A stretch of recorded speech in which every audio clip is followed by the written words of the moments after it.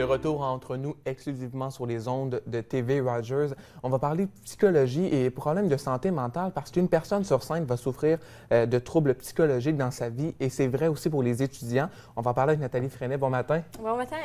Vous êtes étudiante, doctorante à l'Université d'Ottawa et là, vous avez une l'initiative 1 sur 5. C'est quoi cette initiative-là? Ouais, donc l'initiative 1 sur 5, c'est une initiative que j'ai commencée avec l'aide de collègues en psychologie clinique comme moi, mais aussi des résidents en psychiatrie et puis des conseillers.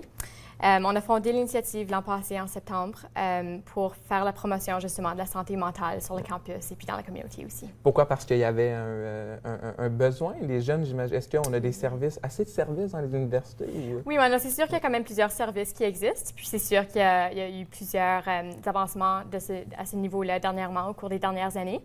Mais il y a encore vraiment un manque d'éducation et puis d'informations qui étaient accessibles et fiables, qui est vraiment accessible à la population générale. Donc, on s'est dit que, tu sais, on sait tous quoi faire si on casse un bras, par exemple. On sait qu'on doit aller voir le médecin. Mais qu'est-ce qu'on fait quand on est stressé ou on essaie, c'est quoi? Exactement, oui, c'est ça. Donc, on n'est pas vraiment certain nécessairement comment même reconnaître que nos difficultés peuvent avoir lien avec la santé mentale. Puis encore moins de savoir comment accéder à des services psychologiques. Donc, on est là vraiment pour aider à démystifier ça, puis en même temps à encourager un peu de discussion autour de la santé mentale pour contribuer aux efforts de la déstigmatisation de la santé mentale, justement. Parce que assez souvent, on n'ose simplement juste pas en parler de ces problèmes-là. Oui, c'est encore quelque chose qui est un peu tabou, c'est encore un peu quelque chose qui est stigmatisé. Puis c'est encore quelque chose qui est beaucoup méconnu aussi. Donc, la plupart des gens ne savent vraiment pas qu'est-ce que ça veut dire de subir une dépression, par exemple, ou de l'anxiété. Donc, c'est vraiment important d'informer les gens pour qu'ils puissent mieux comprendre, mieux le reconnaître en soi, mais aussi mieux faire preuve d'empathie aussi envers ceux qui font l'épreuve des troubles psychologiques. Puis là, vous avez amené une boîte avec vous. C'est une boîte que vous promenez sur les campus avec. C'est quoi, au juste? Oui, donc c'est ça. Donc, ça, c'est une trousse de soins pour la santé mentale. Donc, c'est notre projet le plus récent. Donc, ça fait partie de notre programmation. Cela est en anglais, mais celle en français est en production présentement. Donc, on vient tout juste de le produire. Puis vous donnez ça aux on donne aux étudiants, oui. Donc, on a déjà distribué certaines boîtes aux étudiants en première année. Donc, il y a vraiment toutes sortes de choses dans la boîte. Ben oui. La partie la plus importante, c'est vraiment le petit livret ici qu'on a élaboré. Donc, il y a toutes sortes de conseils pratiques sur comment gérer différentes émotions. Donc, par exemple, si on se sent stressé, si on est anxieux, si on se sent, si on a une humeur basse, etc., qu'est-ce qu'on peut faire? Puis là, c'est vraiment, c'est des trucs, c'est des conseils? C'est des trucs, c'est des conseils. Il y a aussi des ressources additionnelles avec des fiches d'information qui donnent de l'information fiable, justement.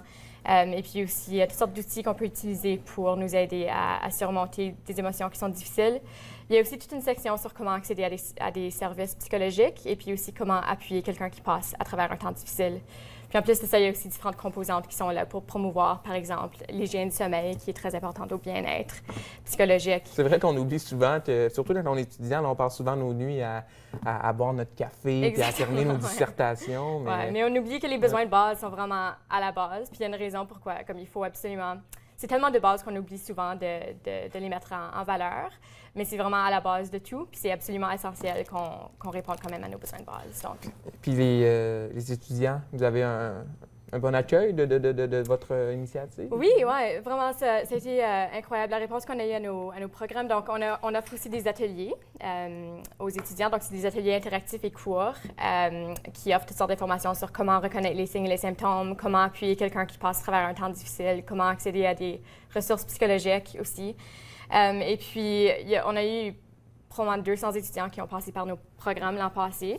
Et puis, en général, la réponse a été extrêmement positive. Les gens nous ont vraiment remerciés. Ils disent que depuis longtemps, ça fait longtemps qu'ils cherchent quelque chose comme ça. Puis, l'information est juste pas facilement accessible sinon. Donc, juste de pouvoir l'apporter à eux pour que ce soit directement accessible, ça aide beaucoup, je crois. Est-ce que, je voyais sur votre Facebook aussi là, que vous mettez des articles de gens qui se prononcent sur leurs problèmes de psychologie. Est-ce qu'il manque de modèles, vous pensez, de modèles dans la vie à ce sujet-là, vous pensez? Oui, moi, je pense que de plus en plus, il y a beaucoup de gens, des célébrités aussi, qui commencent à s'ouvrir par rapport à leurs problèmes, puis qui commencent à en parler de façon publique. Oui, vraiment. Je pense que c'est vraiment important parce que ça le normalise. Et puis, ça fait en sorte que les gens se rendent compte du fait que, tu sais, il y a une personne sur 5 qui va subir un trouble psychologique à un moment donné dans leur vie, ce qui veut dire que tout le monde va connaître quelqu'un qui passe à travers un trouble psychologique. Et puis juste de normaliser ça, de comprendre que c'est normal puis que c'est correct d'en parler, ça facilite beaucoup le travail. Comment on peut aider justement ces personnes-là là, qui sont... Ouais, si on c'est voit une un bonne ami question. ou un proche Oui. qui n'a pas l'air bien, tu sais, comment on peut... C'est vraiment de pratiquer de l'écoute active. Donc, il y a vraiment toutes sortes de stratégies pour faire l'écoute active. En grande partie, ce que ça veut dire, c'est juste d'être là pour la personne, de les parler de façon respectueuse. C'est correct de poser des questions directes, mais quand même de respecter leurs limites. Et puis, tu sais, de vraiment juste faire preuve d'empathie, de poser des questions, d'être là pour eux, de vraiment mettre l'attention complètement sur eux. Et puis, juste de les offrir, de les faire savoir qu'on est là pour eux, puis qu'on peut les aider, peu importe. Puis ça peut toucher tout le monde. C'est pas qui est à risque là, Tout le monde sont à risque, oui. Non, c'est sûr que la plupart des troubles psychologiques se développent avant l'âge de 24 ans.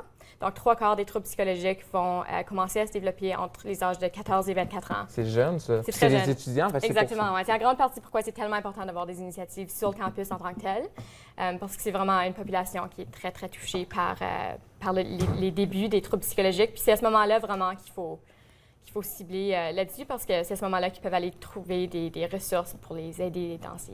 Il y en a assez de ressources sur le campus ou qu'est-ce qu'on souhaite? Oui, je pense que c'est le campus fait ce qu'il peut. L'université fait ce qu'il peut, puis les universités en général font ce qu'ils peuvent pour aider les gens qui souffrent de difficultés psychologiques. Il y a encore beaucoup de chemin à faire.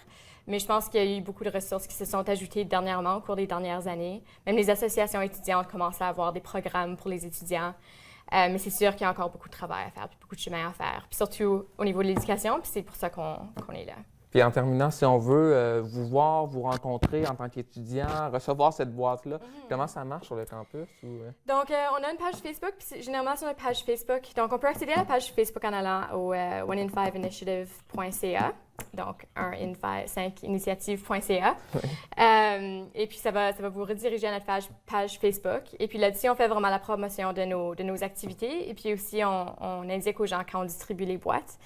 Éventuellement, on va avoir un site web sur lequel les gens peuvent aussi se procurer des boîtes, des trosses, puis pas juste les étudiants, les membres de la communauté. Est-ce qu'il y a des événements bientôt qui s'en viennent? Oui, donc il y a la semaine du bien-être à l'Université d'Ottawa.